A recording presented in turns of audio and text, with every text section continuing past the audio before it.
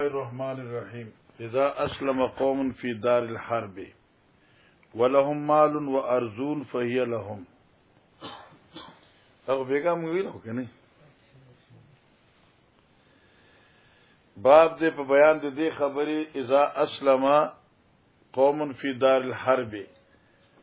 کہ یو قوم پہ دار حرب کی اسلام قبول کی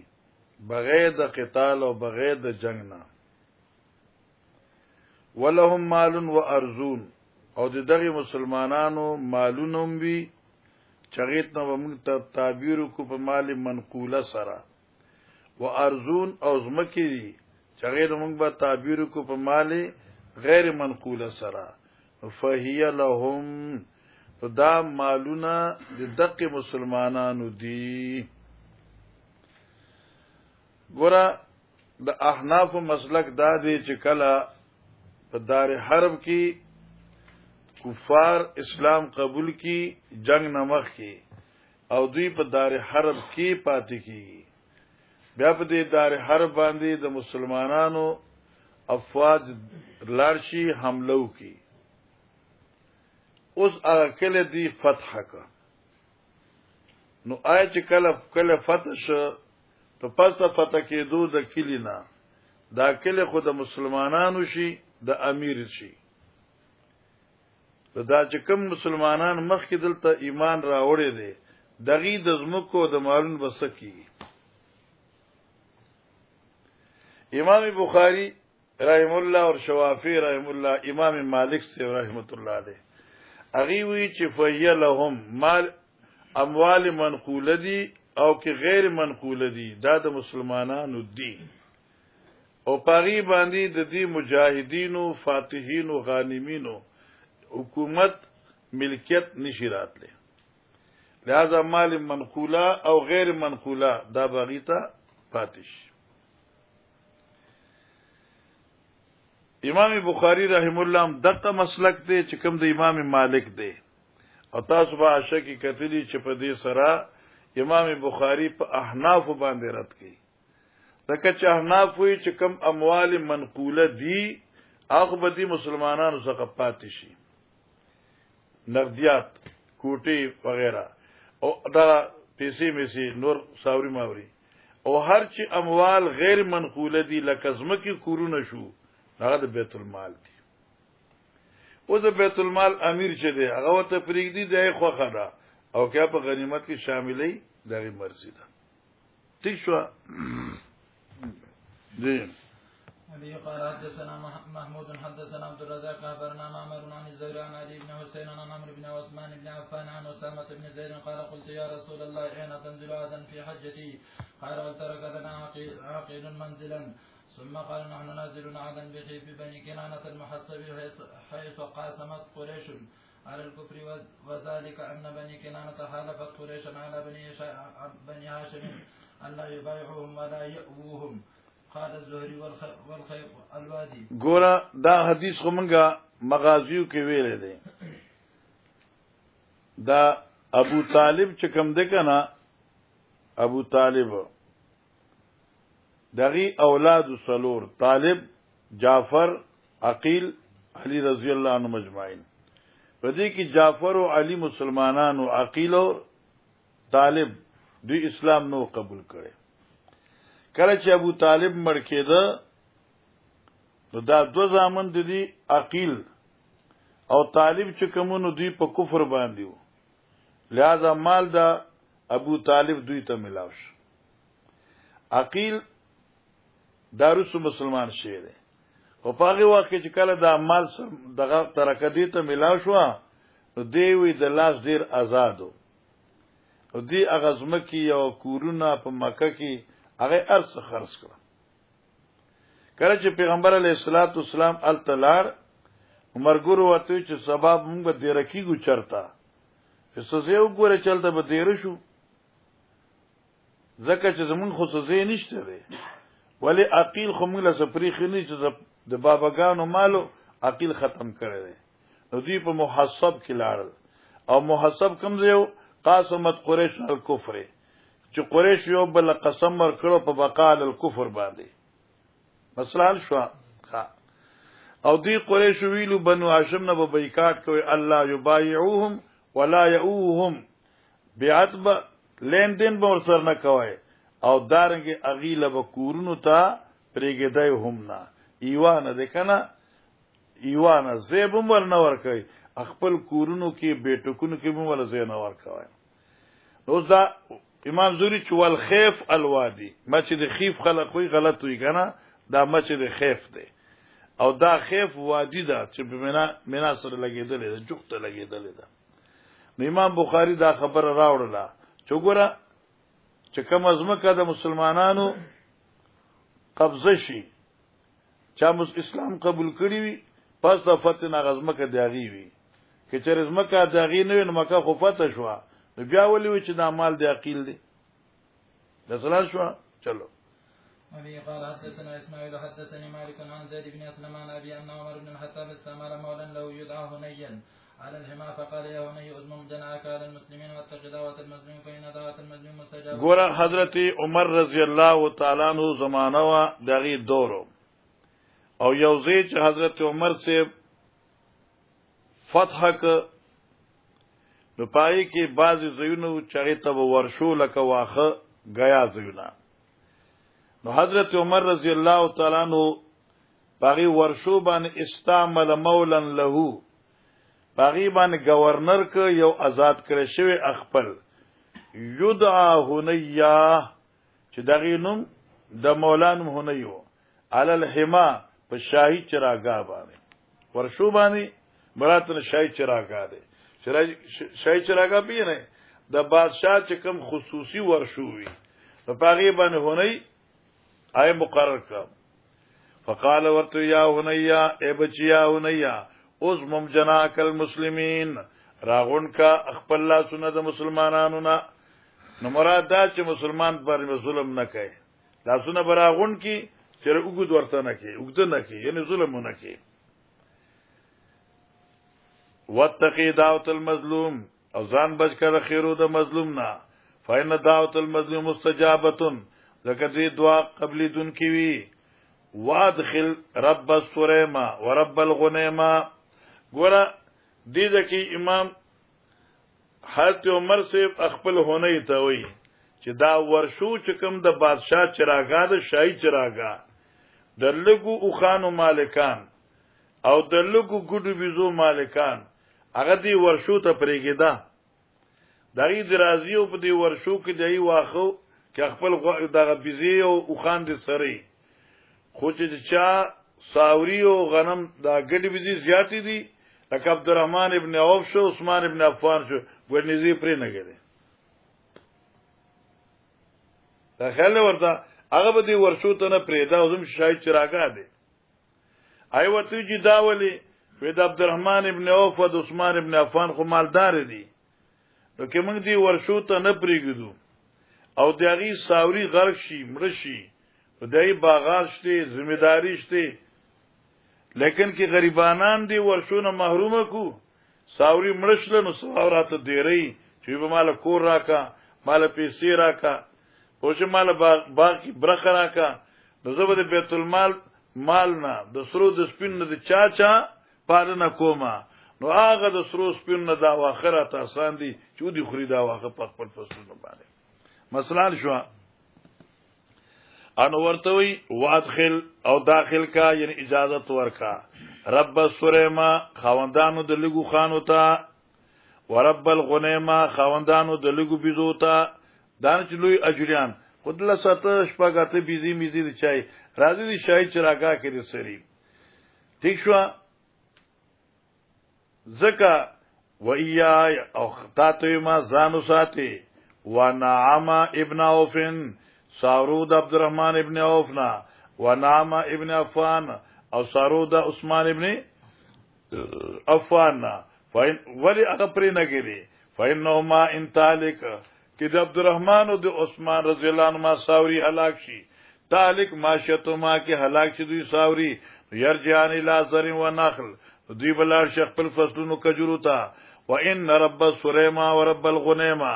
او خواندان د لګو بيزو او د لګو خانو سره کنډک د خانو چې لګوي او غنیما د غنم نه تصغیر د لګبیزي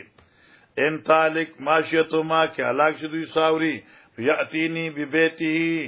دوی باراتل کې ماته پخپل کورونو سره نمانه پخپل بمرازي خذ ماشومان بمراولي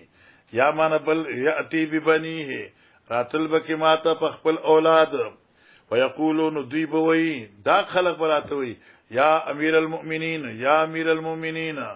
آتنی حقنا تشوا دوی به اے بادشاہ اقرا کا نو اوسوی افتارکم انا نمانا چې دوی مانه غواړي استفهام وکړ آیا زب پرېګدم دوی لرا غیر امداد نه زکه بادشاہ نه زب خامخ دغی بیا امداد کوما ویلا ابن لکا ایونه یپلار د مرشا فالما والکلا نندا او بواخه ایسر علی من الذهب والورق د دې تحویل ماته آسان دي د سرو د سپینو نه لکنن واخه اخرینو خیر دی او سبارا په سر سپین راوړي بیا وسو کوم وایم الله انهم لا يرون او قسم می دی په الله چې دا مسلمانان په ګمان کوي چې ان قد ظلمتهم چې ما په دوی ظلم کړی دی مانس دی به خوې چې موږ له ورشو ته نه پریږي دي د خاوندان د ډیرو مالونو دی خو به چې بادشاہ عمر ظلم کوي ورشو ته نه پریږي دي لیکن خبري ان قد ظلمتم انها لبلادهم دا ما چې کوم ورشو اخدا دا خود دغه مسلمانانو کې دي قاتلوا علیها فی الجاهلیه زمانه جاهلیت کې په دې جنگي دي دي واسلموا علیها فی الاسلام او په دغه کلو اسلامي قبول کړي دي والذی نفسی بیده قسم می دی پاغه رب چې زمان روح دی په لاس کې دی لولا المال الذي احمل عليه فی سبیل الله کې چرنوي هغه مال چې د اوخان مال مر اوخان کې چرنوي هغه مال چې هغه اوخان دي احمل عليه چې زه په مجاهدین لګما سروما فی سبیل الله ما حمیت علیهم من بلادم شبرا ما بچراګه نو جوړ کړي دوی باندې دوی د کلونا مقدار دی یو لیش مانا کې دلته می فتوحات کړی دي او ورشوګان می خېدي دا دوی مجاهدینو په مهنت او دوی په اسونو باندې لہذا دا مال په دوی اخرى وای فصلان شو چلو باب کتابت الامام الناس باب کتابت الامام الناس باب دې په بیان د لیکلو د امام خلق لرا لیکل د امام خلق لرا لیکل د امیر خلق لرا بس اوس مقصد دا دی امام بخاری وی چلکه امیر چوي بادشاہ وخت هغه څخه یو رجستر پکار دی او پاغه رجستر کې د هغه مسلمانانو نمونه لیکل پکار دي چې کم خلق اسلام قبول کړ دي چې کم سے کم رائی تا بادشاہ تا خپل د افرادو عدد معلوم شي بابو کتابت الامام الناس باب دې په بیان د رجستر لیکلو د بادشاہ الناس خلق لرا ان د خلق نمونه پر رجستر کې لیکل چې دې کې مقاتله سعودي او زنانی سعودي او سمر دي نو دا بزانه چې امیر وین نو د مجاهدانو خوبه فوج به خلیکی چې تاسو سمره فوج دی قال حدثنا محمد بن يوسف حدثنا سفيان عن الأعمش عن أبي وائل عن حذيفة قال قال النبي صلى الله عليه وسلم اكتبوا لي ما يلفظ بالإسلام من الناس فكتبنا له 1500 رجل فقلنا نخاف ونحن غورا وائل وی عن حذيفة قال النبي صلى الله عليه وسلم اكتبوا لي اوليك مالا من نم داغه چا يلفظ بالاسلام چې تلفظ کوي په کلمې د توحید باندې مانا چې چا کلمه راوړی دا ناغه کسان معلولی کوي چې ما ته پته لګي چې زما په دې ملک کې څومره مسلمانان دي من الناس د خلقنا تشوا فكتبنا له نبی له منګه الیکا لپاد پیغمبر علیہ السلام کله چې منګه اوهد تلو یا منګه کم دته خندق تلو یا منګه بل مقام تلو منګه الیکل الفا و 500 1500 رجل یعنی منګ چې نمونه ولیکل نو مقاتله 1500 معلومه شو چې امیر صاحب څخه د فوجانو د مقاتله نمونه لیکلو بس اوس حذیفه وی فقلنا نمنگوی نخافو آیا منگا یریگو استفهام انکاری یعنی منگ نه یریگو کنا نخافو نمنگوی آیا منگ یریگو یعنی منگا نه یریگو ولی ونحنو 1500 منگا 1500 کسان یو نو 1500 کسان چې کله منگو نو منگ بیا چا پروا نه ساتله اوس دی وی فلقد رأيتنا ابتلینا دا اوس هغه زمانہ ده چې د عثمان ابن عفان رضی الله عنه د دور خلافت آخری زمانہ وا او د کوفی سرداری چې وا ولید ابن عقبه څخه ولید ابن عقبه څخه وا او ولید ابن عقبه چې یو خو باغی موز په ټیم نه کاو بل باغی موز چې کم دینو په طریقې شرعي باندې نه کاو تر دې پورې چې بعضی وې نیکان خلچو نغیبا د عقبه ابن ولید د یرینا ځان له کور کې موزو کا بیا برال اسبغه سره کتب راشو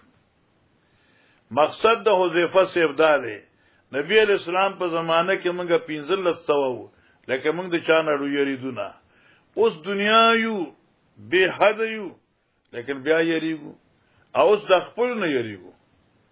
موږ نشو کولای ځان له پکور کې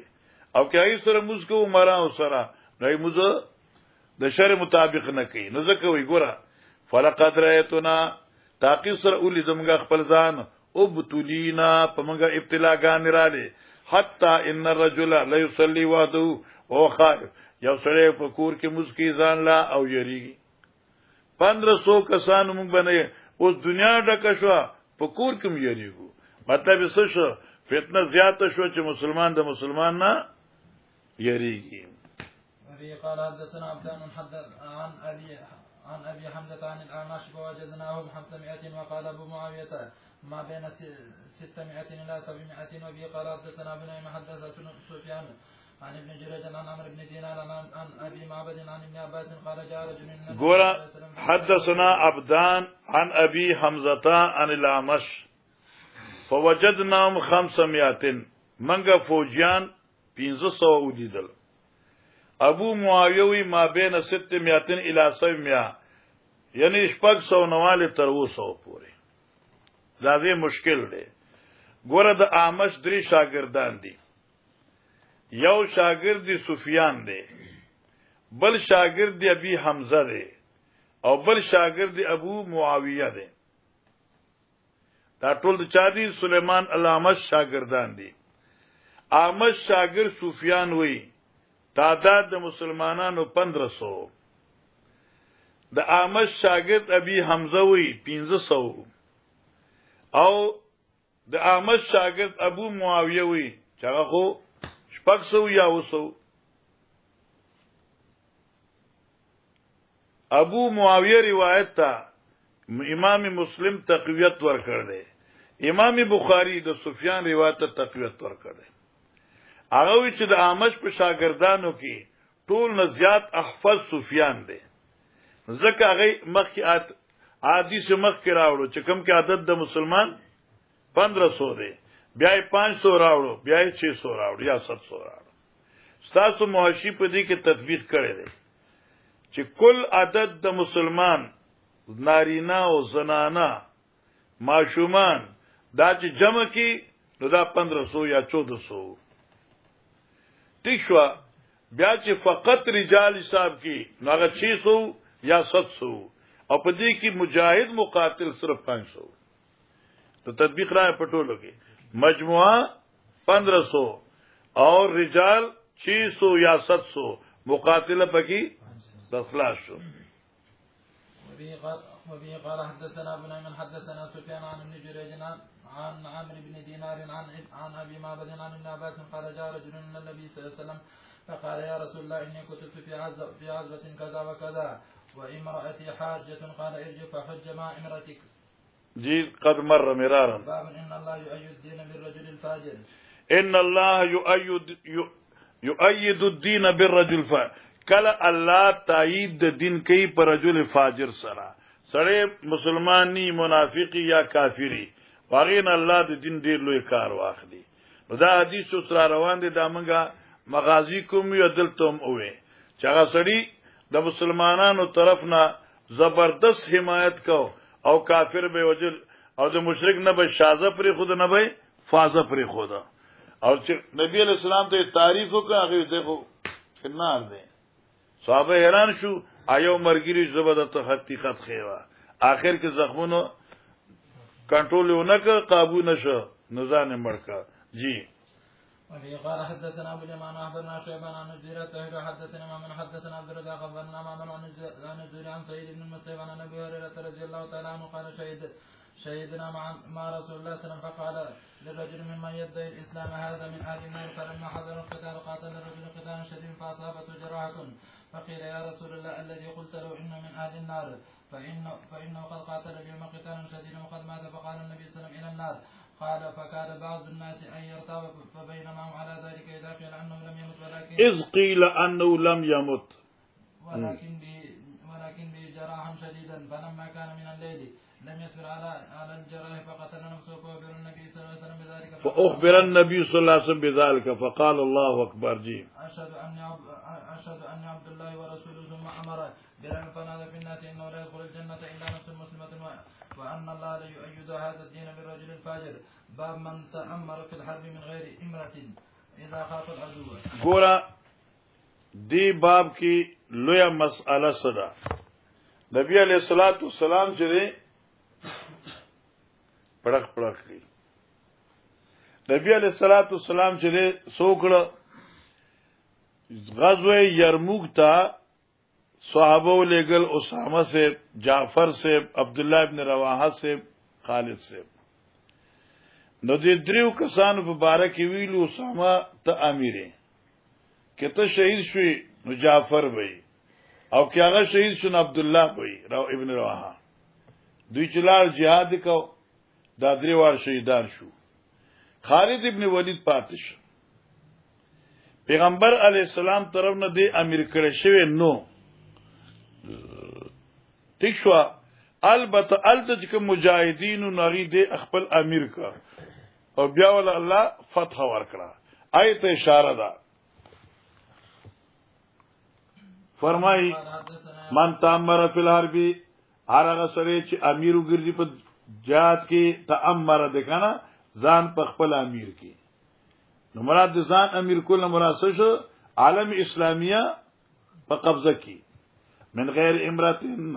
بغیر د امر د امیرنا بغیر د امیر جوړولو نه اذا خافل دوا چې دشمن نه یریږي نو اعداد ته امیر جایز دی په خپل مشری واخلي نو دا جایز ده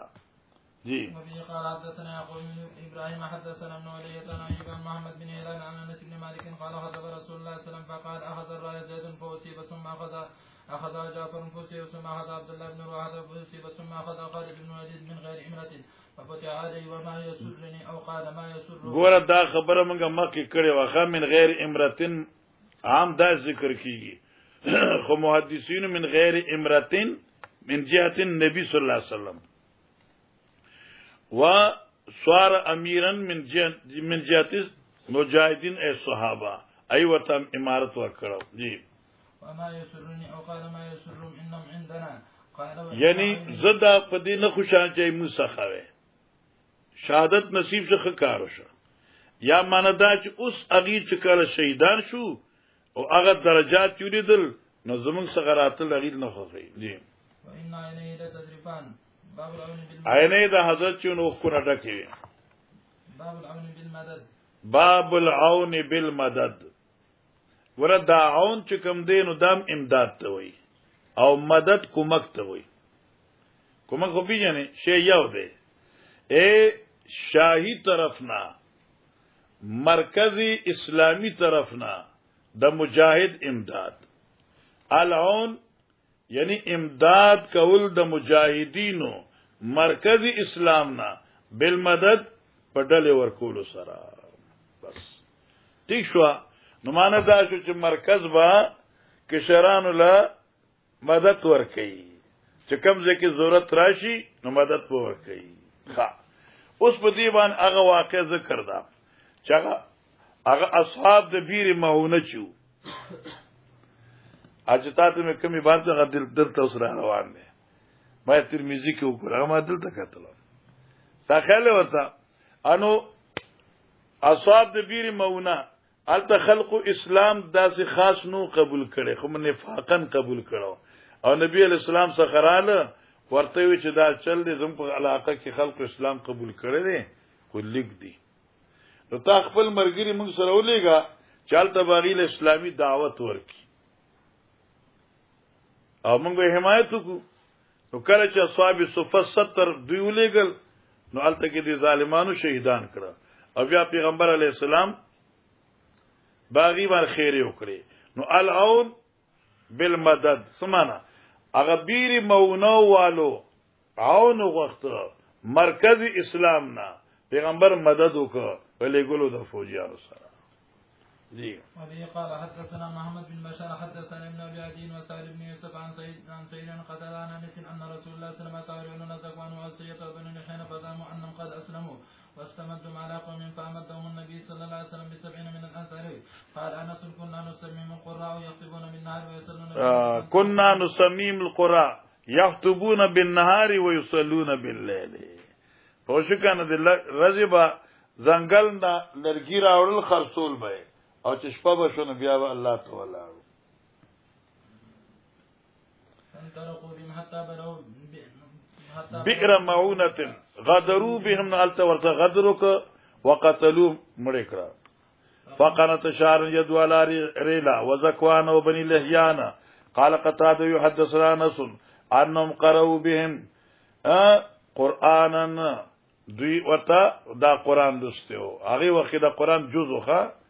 بلغوا أن قومنا بأننا قد لقينا ربنا فرضينا ورضانا ثم رفع ذلك بعد بعد آية تلاوت مرسوخ کرشو لفظ الفاظم لال معنی لال جی من غلب العدو فقام على عرستهم ثلاثا شیخ د پنده با طالبانو ته یو نصیحت کوم چې کله عالمان شي او چته مناظره وي یو خو با مناظری زیت و د دشمن د ټیم نه مخ کې رسی ها چې مناظره وګټله نو بیا به التکی هغه پورې پاتې کی چې سو پر دشمن د کل نه نیوته مقابل دا زه منن کته د شیخ څخه خبره یاد شوه دا د مشرانو درسونو خبري چی کنه کتابی کلی نی کنه خو دې یاد کړی ای وخت کې نو بیا عین موقع کې خدای پازین تواچی زنګ مرګورو چغه کالو شو کې دو کالو شو پدی پبو کې چې مناظره تلو مقابل مخ کې راغلو هغه ثانه قبضه کړی و هغه مقابل مخ کې رااله ثانه قبضه کړی و دوی چې رسولاله بیا دوی له زینو وښګنه شور مو ډیر ګډ شو دوی ایسه مخامخ نشه نئی وخت چې کې نه دی راغلی نه دی راغلی نو یو خو به مناظره سټیم د سبا اته بجې ده نو ته نن د شپې لار چلته به دیرش دویم چې مناظره سبا ماسپخین خلاص شو بیا بناستي الته یو ورځ یا 24 غنټه بناستي دانه چې ته اوزي ورغی ته پته ولګي بیا اعلانو کې سوچلو تختیدل او دې حدیث معلومه شو نبی علیہ السلام فرمایي من غلب العدو هرغه سوچ به دشمن غالب شي فقام على عرستهم ثلاثا پاتې کیږي دی دای په میدان عرصه دغی دالان عرصه دای محله منډو ورته نه ورته غولې وای على عرستهم ثلاثا دې شو کنه او دې کې دو نقطې یاد کا چې دې په عرصه کې په محله او په دالان به ولې پاتې کې درې ځله یو خو خسته خبره ده چالکه د آل ایمان اغروب غالب پاتې شي او دشمن مروبي لکه مثالی لکه ته یو سړی سره جګړه کوي کنه ایو د سوکو ولا راواچه او بیا کته ورځي بیا ورته چلکه سو ضرور دي نو आवाज ورته تلته ځولاره سو ضرور دی आवाज ورته فرشوي استا کسی می یاد شي ان ضرور ته دی आवाज وکا دا غو نشتی یو دیمه جمله یو محدث ډیره قیمتي لیکلې ده وې درې ورځې زکه پاتشه چې هغه برکت ایمانی او اسلامی دی علاقه ته نصیب شي ځکه اوس په غدي کې معصیت د کفر شرک اوس اسلام مسلمان قبول کړه عرب باندې پکې وای مزونه پکې وکړه تلاوتونه پکې وکړه چې ضیافت دې زمکه وشي ماشاء الله خسته جمله ده چلو ابي قال حدثنا محمد بن عبد الرحيم حدثنا روح بن عبادة حدثنا سيد قال ذكر لنا انس بن مالك عن ابي طلحه عن النبي صلى الله عليه وسلم انه كان اذا ظهر على قوم اقام بالعرسه ثلاثه لا ينتابوا معاذ عبد الاعلى قال حدثنا سيد قال عن انس عن ابي طلحه عن النبي صلى الله عليه وسلم باب من قسم الغنيمه في غزوه وسفره وقال رافع كنا مع النبي صلى الله عليه وسلم بذو الخليفه فاصبنا غنما وابلا فهذا العشره من الغنم ببعيد. ګوره دا بل مسأله ده چې مجاهدین لاړل او یوځای کې jihad وکړ او دې ته په غزه کې غنایم ملاو شو ٹھیک شو لا دار اسلام ته ندی راغلی نو دوی دا غنیمت تقسیمول شي په دې کې تصرف کول شي او کنا امام شافعی صاحب امام بخاری صاحب اغي وی چې لکه دا کافر په مال باندې ملکیت ته مسلمان چې راضي نو پس نفسي قبضی سره نفسي غلبي سره دوی مالک شو چاہے اوس دوی په دار حرب کې دي کې دار اسلام کې درازي دا دوی مالکان دي امام ابو حنیفه علیه رحمت فرمایي اگر چې ملک په نفسي قبضی سره راضي لیکن تکمیل ملک او پورا حفظ حفاظت ال راضي چې د دار اسلام ته واپس شي او دغه وجه دا چې په دار حرب کې لین دین مسلمان له جایز نه دی چونکه امام بخاری مزاج دی دغه کې امام شافعی سے تایید کړي ځکه باب من قسم الغنیمت فی غزو و سفره باب دی بیان دغه چې ویشلو غنیمت فی غزوی په میدان د جهاد او په سفر کې لا کور ته نه راغله او تقسیم وکړه نو تقسیم خو پس دا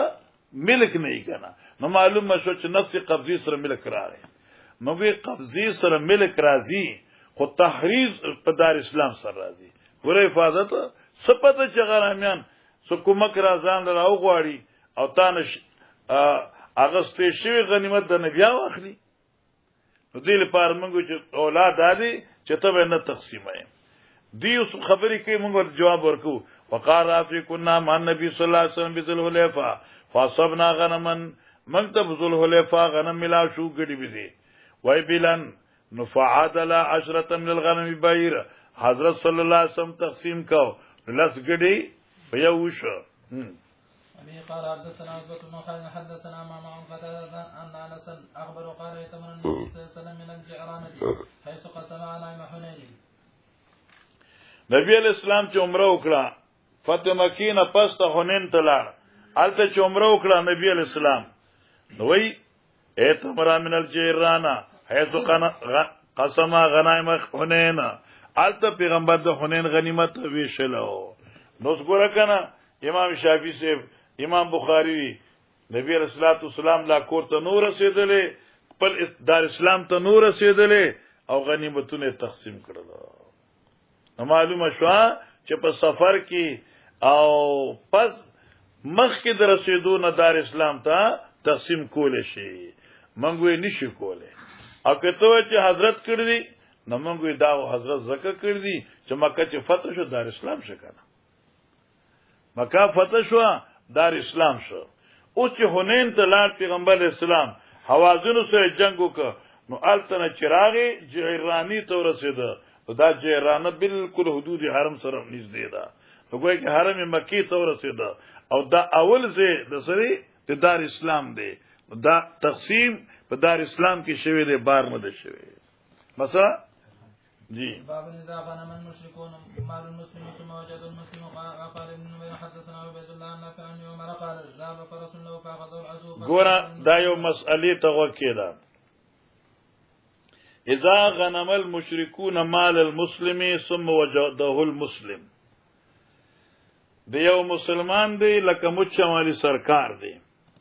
او د دې اوخ او تختید اس او تختید ویزا غلام او تختید لال کافرانو قبضه کړ ټیک شو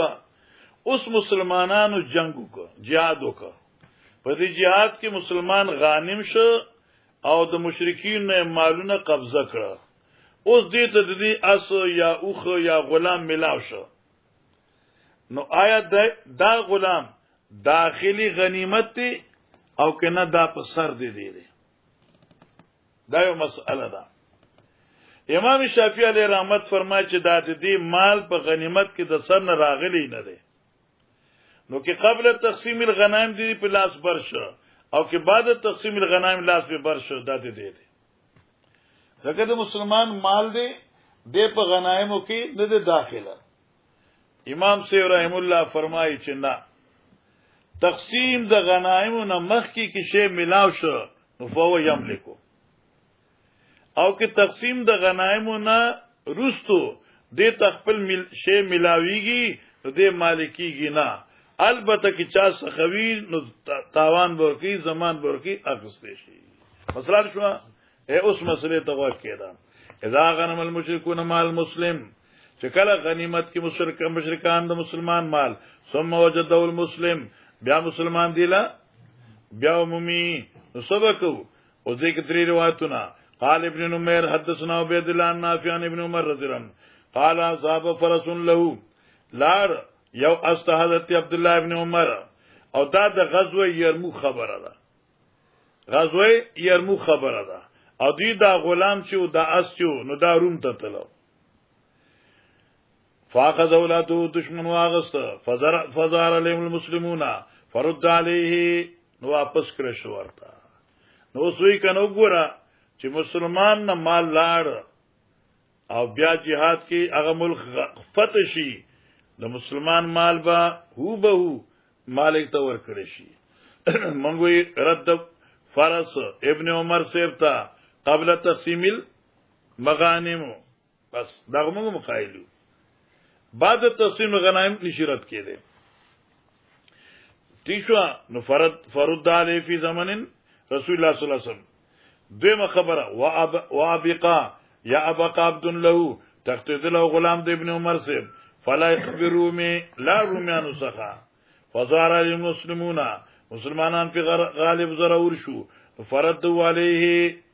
دا غلام چې په ابن عمر باندې بیا واپس کړی شو موږ دا قبل تقسیم المغانم فرد علی خالد ابن ولید دا روم باندې چې کله جګړه شو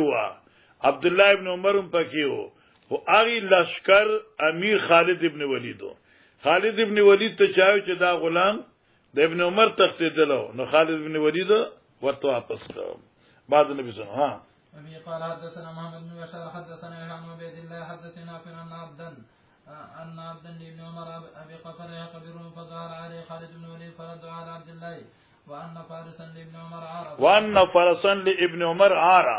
او اصل عبد الله ابن عمر چونو دی او تختیده هارا او تختیده او تریده فلا يقبروا می لا روم تو رسیده فازور علی ابن فدی غلبه وشوا نو فردو على عبد الله دا فرس عار چو دا عبد الله ابن عمر باندې واپس کے پس وفات حضرت سبنا قال امام بخاری وی عارا اشتق من العیر قانو چه شروع کرا وی مخی چراہی ان فرسن لابن عمر عارا دا فرس ابن عمر عارا سیشو وی عار چه ده مشتاق ده ده عیرنا عیر ستوی والحمار الوحش دا حماری وحشی توی نمانا ده عارا سشو ای حربا جیم أبي قال حدثنا أحمد بن يونس حدثنا زهير عن موسى بن عقبة عن نافع عن ابن عمر أنه كان على فرس يوم لقي المسلمون أمير المسلمين يومئذ خالد بن وليد فباس أبو بكر فأخذه العدو فلما ابن عمر سے دے پاس باندھو یوم لقي المسلمون کله چې مسلمانان مخامخ رومیانو ته په غزوه یرموک کې او امیر د مسلمانانو په دغه خالد ابن ولید او دې لګل ابو بکر سے فاخذوا العدو دا فرس کم دے دشمنونی و فلما هزم العدو هر کلا چې دشمن شکست خوردش نرد خالد فرسه امیر د مسلمانانو چې خالدو تو فرس تا ابن عمر چاہتا واپس کو ابن عمر سے ہوتا منگوی دا قبل تقسیم المغانم. جی باب من تكلم بالفارسية والرتانة وقول الله تعالى واختلاف ألسنتكم وألوانكم وقال وما أرسلنا من رسول إلا بلسان قومه. باب من تكلم بالفارسية والرتانة وقوله تعالى واختلاف ألسنتكم وألوانكم وقال وما أرسلنا من رسول الله بلسان قومه. گورا مقصد ایراد هذا الباب في هذا الموضوع لامام البخاري یو خواغدی چې کته دوی لیکل دي وی اشاره ده په دې باب کې امام بخاری اشاره کی ضعف د هغه روایتو ته چې کوم روایتو کې راځي چې کلام په فارسی ژبه مکروه ده تکلم په کلام فارسی مکروه ده. امام بخاری وی من تکلم بالفارسه فارسیت والرتانه الک رتانت عجمی زبان ده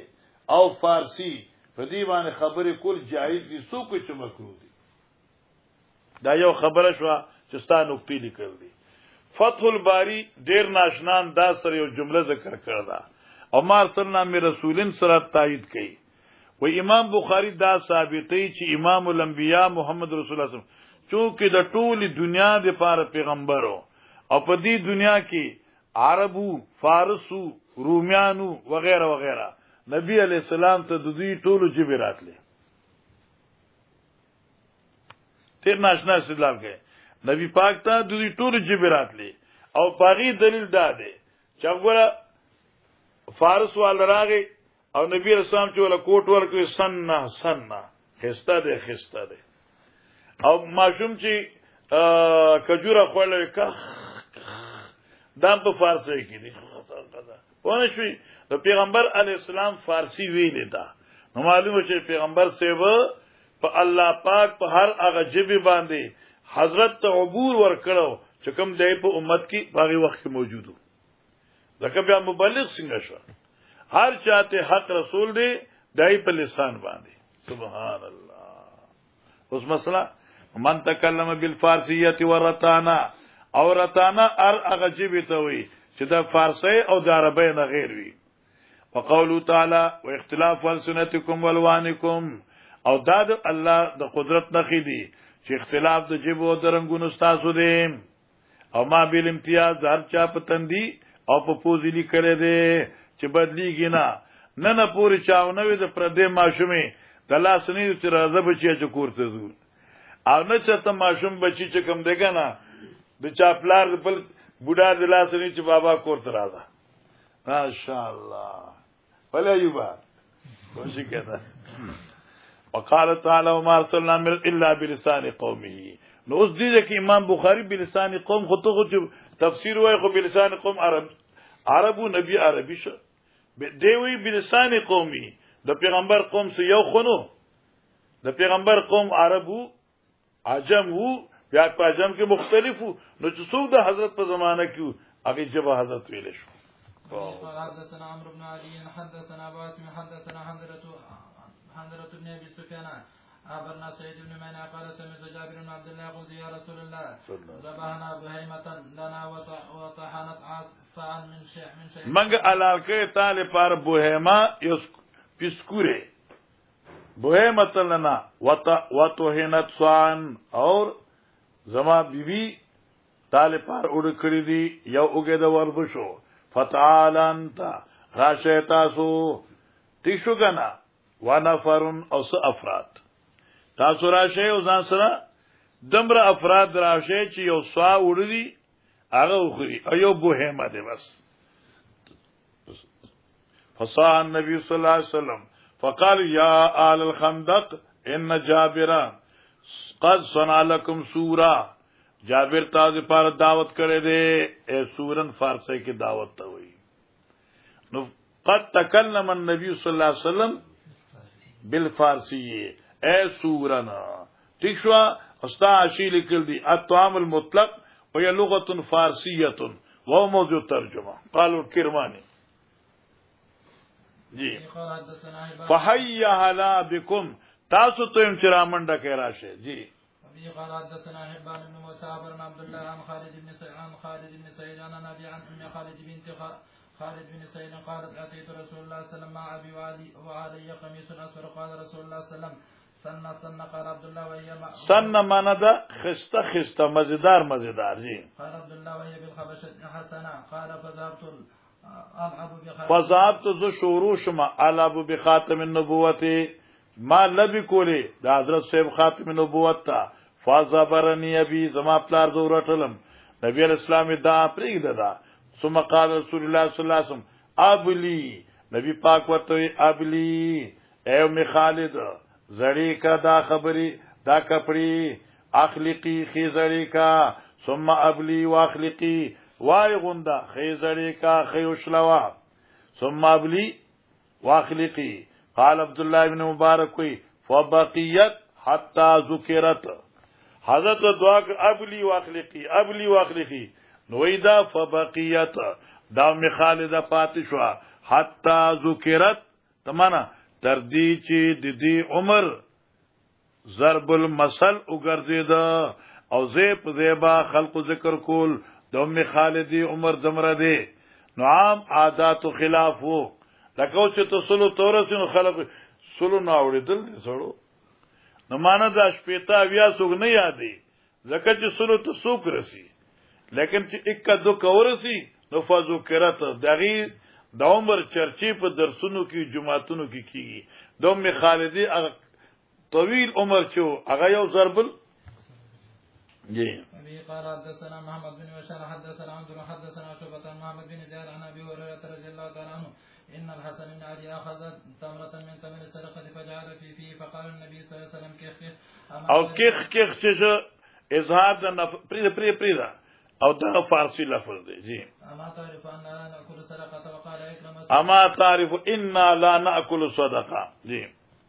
قال اكرمت سن الحسن بالحبشي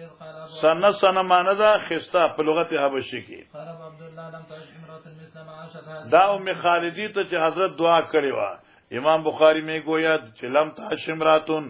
جنو تر کړه یو خدي مثل ما عاشت هذه چې څومره طویل عمر ام خالدی تر کړه. باب الغلول وقول الله تعالی وما يغلل ياتي بما غل. باب دې په بیان د مذمت ته خیانت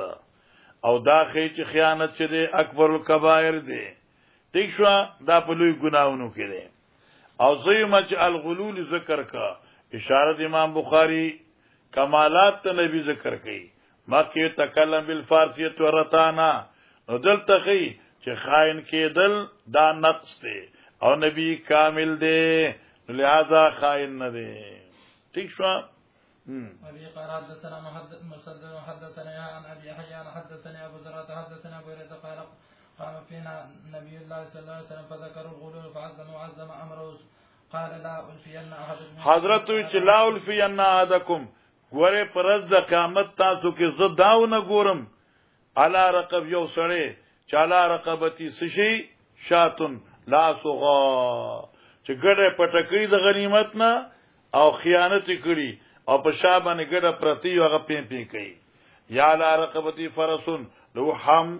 حمتن دغه لپاره غنی دلوي اسی څنګه غنی یقول او دراته وی یا رسول الله غسنی اے د الله پیغمبر امدادو کا فاقول زبرتهم سلام لکلک شیان قد ابلغتک بل بی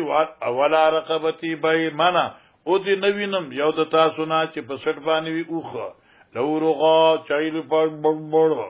یقول وی یا رسول الله غسنی فاقول لا املك لك شيئا قد ابلغتك ولا رقبتي یعنی لا الفين احدكم وعلى رقبتي صامت چې په سټ باندې پیسې پرتیوي صامت معنا بی زبانه یعنی سرو سپینا او دا مالنا فيقول يا رسول الله غسني فاقول لا املك لك شيئا قد ابلغتك وای لا الفين احدكم ولا رقبتي رقاون چې په سټ باندې جنډوي په سټ باندې دوپټي په سټ باندې کمیز پرتوګو کوټروم بالوي چې شانه پټکړي غا رقا کپڑا تخفقو چغه حرکت کوي د ځخوځي فيقول يا رسول الله اغثني فاقول لا املك لك شيئا قد ابلغتك. قال ایوب وای ایوب دا کوم ایوب دې سختیانی دانه چې شیشې له ټکر ور کوي څه شي کنه کته ته ګناه نشته ده دا شیشې مخامخ بیا نه ښکاري. وځي چې ګاډي کې ناسم کنه دا شیشه شي د ګاډي شیشه شي مخامخ چې کوم ګاډي دی بیا دغه شیشه زه به کې څه نشي بیان دا شیشې ورته شیشه خو بیا شیشه ښکاري کنه ها غیر ارته چې خاجي تا ته خیر دی خو چې دا په نظر کم هو نو چې چا نظر خطي زغی ته کرو کو ته نه کېږي وایل کړه خاجي باب الخليل من الغلول ولم يذكر عبد الله بن عمر عن النبي صلى الله عليه وسلم انه حرف متى وهذا اصح. ګوره تاسو کې حاشیه مبارکه کتلی وی دا یو لوی مسأله ده. دای مسئلې کې دا خبره ده چې احراق د مال د غالی خیانتګر څه حکم دی. د بعضی روایتو کې دا راځي چې پیغمبر علیه الصلاۃ والسلام سوزولو خیانتګر چې چا خیانت کړو هغه مالونه پیغمبر سے سوزولو. ابو داود روایت کې راځي چې پیغمبر علیه الصلاۃ والسلام فرمایلی اذا وجدتم الرجل قد غل فاخرقوا متاعه ٹھیک شو دای سامان او سوزاوي. نو آیا پیغمبر علیه الصلاۃ والسلام چې ویلو دا حدیث صحیح دی ستا په دې عاشق کې ذکر کړی دی چې کوم روایت کې راځي احراق د سامان د هغه رجلی غالی ودا حدیث باطل دی او د دې اصل نشته دی او دې روایت کې دا سراویان دي چې قابل اعتبار نه دي. نو مقصد د امام بخاری دا امام ابي داود د روایت تضعیف کړي. فرمای القلیل من الغلول بیان دا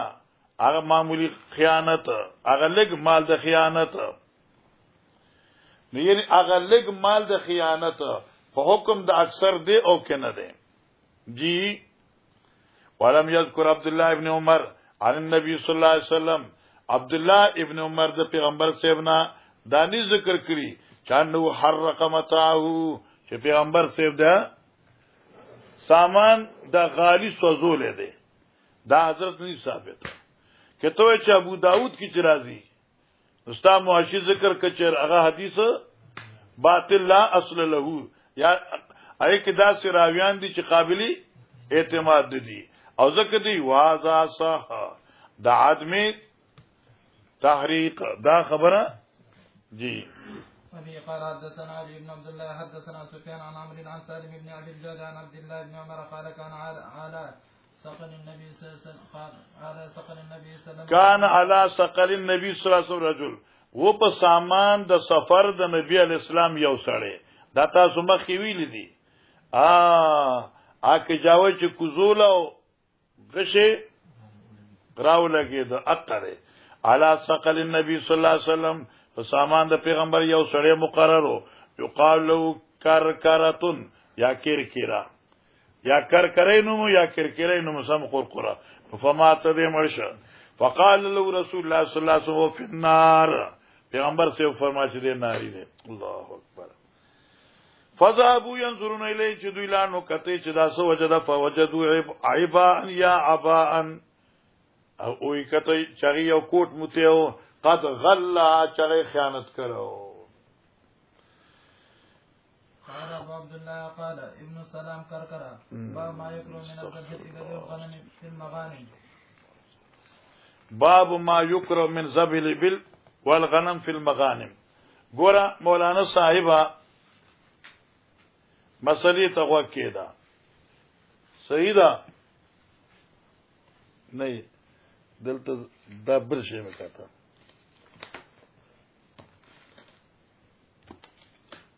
هذا بس صحیح ده دلته یو ټکی سواله خاجي زغه چاکو چته بل ځای نه نشته زما څنګه ده هدا سي دا چاکو د ډیر چاکو د ما څنګه پوهیږئ کنه د ډیران دغه د شپې زندوی بچار سره چاکو راړي داغه چار اور چې درځي تله ورځ راغله دا خیال دی ورته خاجي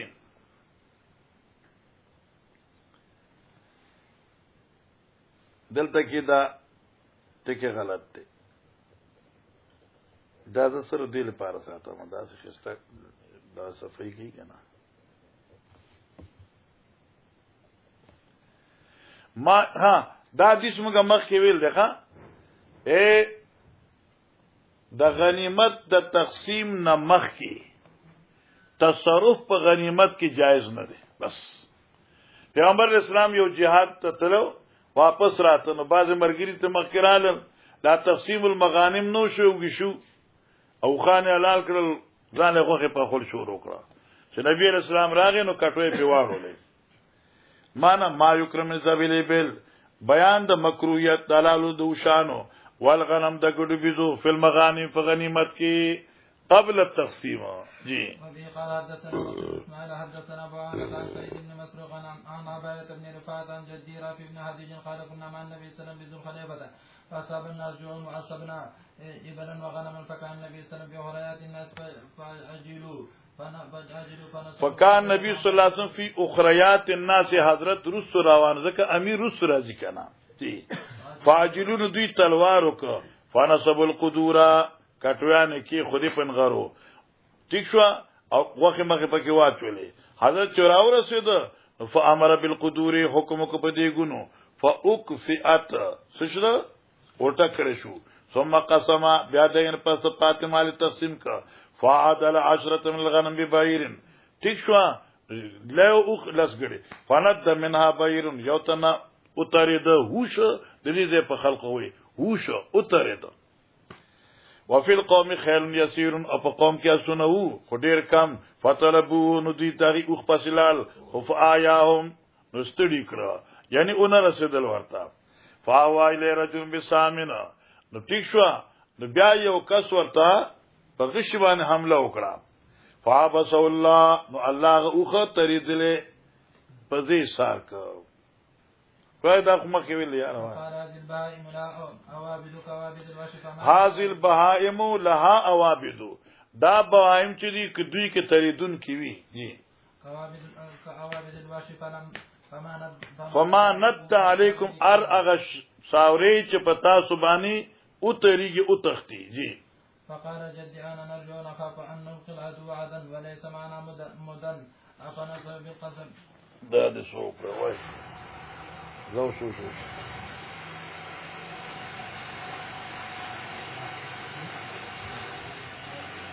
وانا سمعنا ربنا كيف قد قهرنا ما انا ربنا ذكر اسم الله فقل ليس ګور فقال جدي او زمانه ک ان نرجو موږ امید کو نخاف یریګو ان نلقل ادو وغدا تم به سبا دشمن ته مخامخ شو ادھر سے بند کرو ٹھیک ہے پھر شیشہ ٹوٹ جائے گا بند کرو بس وليس معنا مدن افنذ بالقصب بالدرمو الالول شو فقال ما انهر الدم هر غشي چې وینه توي وذكر اسم الله عليه فقل ليس السن والظفر وصوحد من ذلك مسن فاطمه مذوف بدل حبشيه فقد مره اوس ګوره باب دې په بیان د جواز د زیری ورکولو په وخت د غلبي د مسلمان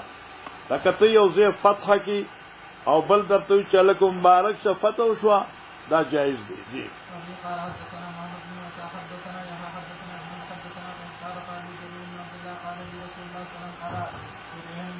حضرت علا تریحنی آیا ما خوشاله نه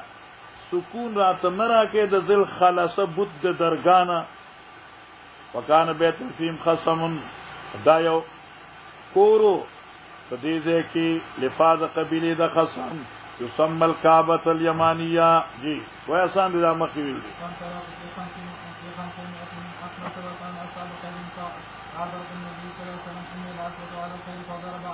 في صدري حتى رأيت أثر صدري في صدري فقال اللهم ثبت وجل هذه المهديا فانصرف إليه فكسر وحرق فأرسل إلى النبي صلى الله عليه وسلم يبشر فقال رسول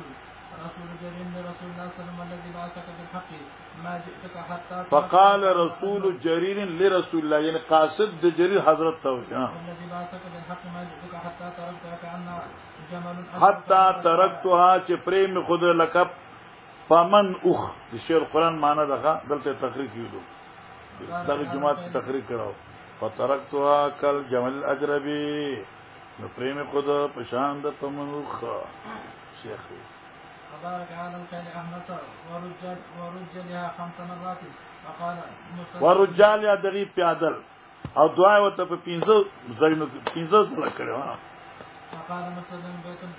في خصعما الف كان بيت فيه خصعم كان هغه دا ما چې دا ذکر چې پای کې خصعمو هغه نه بيت في خصعما دا یو کور په قبيله د خصعم یعنی کور په قبيله د خصعم نه چې خصم په کور کې بوروتو باب دې په بیان د ار اغسیز چې ورکول کیږي زیر ورکون کیتا معنی دا شو چې مچوالی سرکار ته څوک زیر ورکی چلکه زوی دې شوی دی تا خیال ورته خو شو کنه او دې نو دې ورته یا موبایل ورکی یا ورچې سور کی تا سرداسي خو دونه ها سړي تابعدار دا خدای سي مطلب دې زیرت نشته ها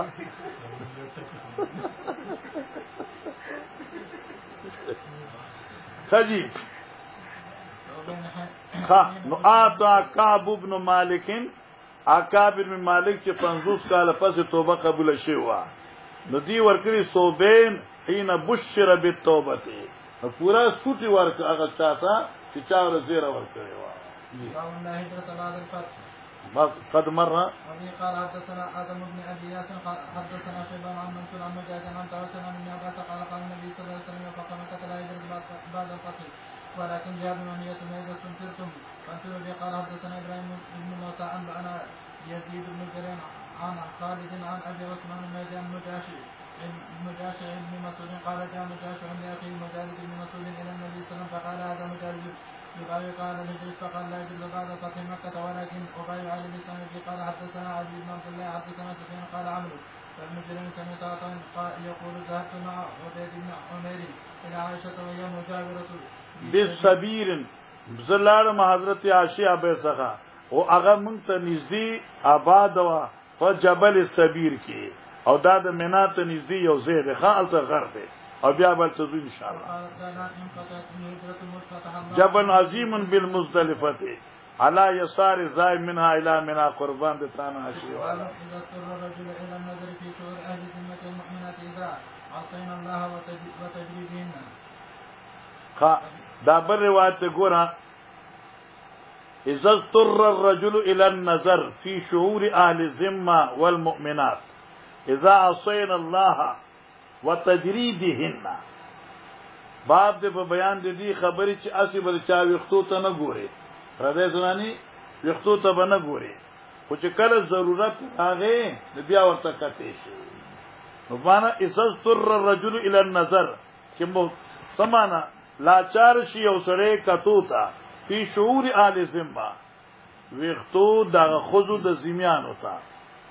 والمؤمنات او د اهل ایمان تا اذا عصينا الله چې کله الله نافرمانیو کی نه جایز دی کو جایز نه دی جایز دی سړي وتجریدهن او بربندول دیږي اوس علي سے اخذ بربنده کړي نه وا ورته وی چې روکرا او باسا او کینینو پیغمبر خو ویلی دی علیه السلام د پیغمبر سے خبره خورشتینی ده استاد کپڑے بدن نو باسم روکه بد دم اخلما نو بس هغه زر کونسیر بار کړ د بډینا او پای کونسې کې روکن زوا پټه کړی شی و جی حدثنا محمد بن عبد الله بن حسن الطائفي حدثنا أخبرنا حسين عن سعد بن عبيدة عن أبي عبد الرحمن وكان عثماني فقال ابن عطية وكان علويا إني لأعلم وکانا علویا دا علویو علی خو پیجنې کنه یعنی علوی چاته وی حضرت علی سے فضیلت بیانو بچا باندې عثمان رضی الله تعالی عنہ باندې دام د اهل سنت والجماعت کس دی علوی وی خو دی وخت د علوی چې دینو اعوان قبیله والا هم ځان سره علوی لیکي جی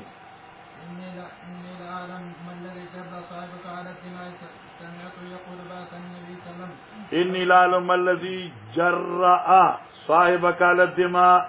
او زه پیژنم هغه سره چې چا جرأت درکړی تا ته په تویلو د وینو سره د جهاد کنه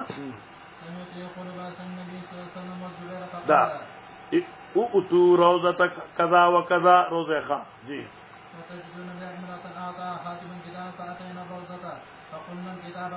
فقلنا قلت الكتاب ين اخذ الكتاب لتخرجن او لاجردنك خط برا کې خامخا او یا بدی بربند را بارک من حجت هذا بډیا خپلنا او بعض وخت راوي چې اوقاس کې وا بعض کې وی کونسه وا دلته راغی د بډې نو دا کونسه دمرو غدوا چې په بډه کې دنه کړی وا نو بعض دې روزي کنه دا څه فقال لا تعجب الله ما كفرت ولا أزددت للإسلام إلا حبا ولم يكن فقال فارسل إلى حاتب نبي رسول حاتب ابن أبي بلتا تسوي ولګا وګوره دا خو طاقت ته تا مشرکین د لیکل لري هغه وی یا رسول الله تعجل فیصله د اطمینانو کوي والله ما کفرتو کافر شوی نیما ولزدت الاسلام الا حبا او نیمه د زیات شوی په اسلام کې مگر مینه د اسلام ولم يكن احد من اصحابك او نشته یو کس د صحابونا الا ولو بمکه مگر شته د رشتہداران په مکه کې من يطفر الله بيان علی چاغه سوچ الله پاک حفاظت کوي پاغي سره دغه د آل و مالی او دمال ولم يكن لي احد او زما څوک رشتہدار نشته واحببت ما دا خول ان اتخذن دم یدا جزاء انیوم پاغي کې خپل احسان مضبوط کنه فصدق النبي صلى الله عليه وسلم فقال مرضان اجل ونقوا فانه قد نافق فقال وما يدرك لعل الله تعالى اجبد فقال من ما شئتم فهذا الذي جرأه باب استقبال الغداة یعنی حاضر جرأه دی مغفرت خبری خودی بادر کړي دی په دې خبرې کرا چرا چې په خله کېږي مزرا خط وکي پکې کوم بما باب استقبال الغداة باب د په بیان د استقبال د غازیانو مثلا مجاهدین را روان دي او ته دغه استقبال وکي دا جایز دي اګه تاسو دورې نه روستو پټکی مټکی تړلی او خاندانونو تاسو مخه تراوزی او استقبال کی وزیرستان مونږه پوری کی دوره کوله وزیرستان طالبان موږ سره انا زمونږ یو مرګی سره دوستی او ماته زبر د بوزو ما خطو بیا په منه فتوی لګای ما هغه څنګه وې زمونږ علاقه کې دا دستور دی چې فارغ شي او عالم فارغ شي دا خلک د خپل کل نټول بار تراوزی تورې ډولونه ور سره پوجګنا اور هغه نمبر په نمبر هغه لوچته پوغو او خلک ډولونه وي په هغه باندې کلی تبي او کرا جی دا نه کیږي نه تل په څه نه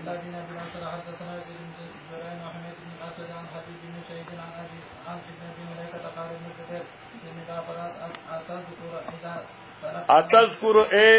تیادے اذا تلقینا رسول الله صلی الله علیه وسلم کله جمعه مخامه شو نبی علیہ السلام ته انا ذو وانت وابن عباس فقال نم او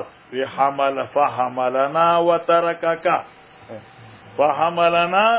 نو منګه دواړه اوچت کړو او ځان سره کینولیو اته پرې خو دې زکه چې درې نه زیات خدي شي کیناسته دا غسلور شو کنه حضرت ځان سره درې کینو چلو دو کینول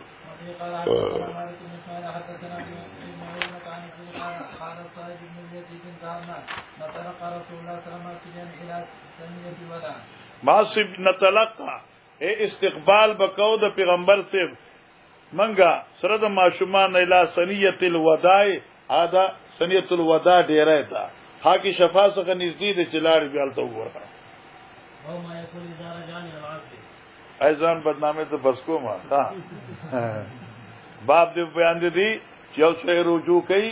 ته جهاد نه اوس چې جهاد تلار شي واپس راځي نو سبا هغه دعا مخې ویل شي دي. وبه قال حدثنا موسى بن اسماعيل حدثنا جبيرة عن نافع عن عبد الله عن النبي صلى الله عليه وسلم كان اذا كبر صلاة قال طيبون ان شاء الله طيبون عابدون حامدون لربنا حامدون صدق الله وعده ونصر عبده وهزم الاحزاب وحده. به قال حدثنا ابو معمر حدثنا عبد الله حدثنا يحيى بن ابي اسحاق عن انس بن مالك قال كنا مع النبي صلى الله عليه وسلم مقفلوا من عثمان ورسول الله صلى الله عليه وسلم مقفلوا من عثمان چې کله عثمان نمنګ واپس راتلو او نبی رسول الله خپل راهلي باندې ها وقد ادرك سفير بنت حيي فعصرت ناقه فسرعا فعصرت ناقتون اخذ حضرت فسرعا جميعا ندوانا د اوخنا کتشو او ورځې دې شو دواړه خو نه کنا د اوخنا را کتشو فاقتحم ابو طلحه نوراتوب ک ابو طلحه لپاره د اوچتولو د حضرت سیب نبی الاسلام وی یا رسول الله جعلنی الله فداک الله زما ما پتا قربان کی قال علیک بالمرأه او راته کنه چې نبی رسول اوچت بیا علیک بالمرأه دا خذ اوچتا کا صفیه کنه ته یکدم صادر په صفیز باندې واچو جی اکبر فقلب صوبا علی وجه او دیوات روایت ده دې په خپل مقصد در شو واچو جی فالقى عليها واصلح لهما ما وما فركبا واتفقنا رسول الله صلى الله عليه وسلم فلما اشرفنا للمدينه قال فاصلح لهما بياز صلى ولا درست کړه مرکبهما فركبا ها وقت نفنا رسول الله صلی الله علیه وسلم امغه چا پیر شو د حضرت سیبنا ازرا حفاظت چلو فلما اشرفنا للمدينه قال ايبنا طيبنا عبدنا لربنا حبيبنا فلم يزل يقول ذلك حتى دخل المدينه. وفي قال حدثنا علي حدثنا بشر بن الفضل حدثنا يحيى بن ابي اسحاق عن انس بن مالك انه اقبل وهو بطلعه مع النبي صلى الله عليه وسلم ومع النبي صلى الله عليه وسلم سفيرته يدركها على راحلته فلما كان ببعض الطريق عثرت الناقه وصل النبي صلى الله عليه وسلم والمراه وان ابا هذا قال عصب قال اقتحم على بعيري لا توفك جي فقال رسول الله صلى الله عليه وسلم فقال يا نبي الله اجعل الله فداك هل اصابك من شيء قال لا ولكن عليك بالمراه فالقى بطلة الصوب على وجهه فقصد قصها فالقى صوبه عليها فقامت الله ګور زه پوښتنه څومره کمال اول خپل مخ پټ کو او دنيزي شه امور کم ځای دلته نه صادر پاغي وانه ورس ها جی فركبا فصاروا حتى اذا كانوا بدار المدينه قال او قال اشرف على المدينه قال النبي صلى الله عليه وسلم عيبنا تعيبنا عابدون لربنا حامدون فلم يزل يقولها حتى دخل المدينه. باب الصلاه اذا قدم من السفر کله چې سفرنا زی کور تا نو دو رکعات جمعات کې وکي وبا کی مشکل ده پوښی کنه او کنه بیا ماشومان چې لاري کې ولاري انا زایرس دا درګان ها مخکې دا وبه قال حدثنا سليمان بن حرب حدثنا شعبة عن محارب بن دثار قال سمعت جابر بن عبد الله قال كنا مع النبي صلى الله عليه وسلم في سفر فلما قدمنا المدينة قال لي ادخل المسجد فصلي ركعتين. وبه قال حدثنا ابو حاتم عن ابن جريج عن ابن عباس عن ابن شهاب عن عبد الرحمن بن عبد الله بن كعب عن ابي وعمه وعبد الله بن كعب عن كعب ان النبي صلى الله عليه وسلم كان اذا قدم من سفر دخل دخل المسجد فصلى ركعتين قبل ان يجلس. باب الطعام عند القدوم وكان ابن عمر يفطر لمن يخشاه. باب دې په بیان د طعام عند القدوم وكان ابن عمر يفطر لمن يغشاه اور ابن عمر بارو جمع طول د هغه چا د پاره چې کم بد دې ملمه شو دینه معلومه شو چې سړی د سفر نه لاړ شي نو دې به بطور شکرانه روټه ورکړي فارغ شي چې کور ته لاړ شي د خپل د وس مطابق چې کوم دی دعوت وکړي چرګان اسی ارزان 120 باندې چرکی ونه شو د اسم به ذات او نور به ذات کړ خوشی کنه ا د خپل د وس مطابق ما زنګ مرګري تشدد کې دلته زنګ یو مرګره د غیرو د حج نه راغی دا انورور ورته وی چې زه حج د راځم او غواله لکه زموږ دا رواج نه کوي نو ماته ما پیغمبر علیه الصلاۃ والسلام خو چې سفر نه راته دعوت به کو کنه او د حج نه اعلی بل سفر کم یو د چې تبال ته راځي شکر بنا ادا کوي جی. وبه قال حدثنا محمد بن عفان وكي عن شعبة عن محارب بن بكار عن جابر بن عبد الله ان رسول الله صلى الله عليه وسلم لما قدم المدينة نهر جزورا وبكرا وزاد معاذ عن شعبة عن محارب عن سمع جابر بن عبد الله يسأل مني النبي صلى الله عليه وسلم بعيرا بوكيتين ودرهم او درهمين فلما قدمت سرارا ذات زینم د رسول عزیزا چې حضرت مقام سرار تراو رسیدا جی امر به بکر فسو به حد فاکلوا بها فلما قدم المدينة امر وایلا لکلو ګورا ان هذه المسجد فاصلي ركعتين ووزن به ثمر البعيد وبه قال حدثنا ابو الوليد حدثنا شعبة عن محارب بن بشار عن جابر قال قدمت من سفر فقال النبي صلى الله عليه وسلم صلي ركعتين سرار موجود ناحية المدينة سرار موجود ناحية المدينة ها بسم الله الرحمن الرحيم باب فضل الخمس اوكي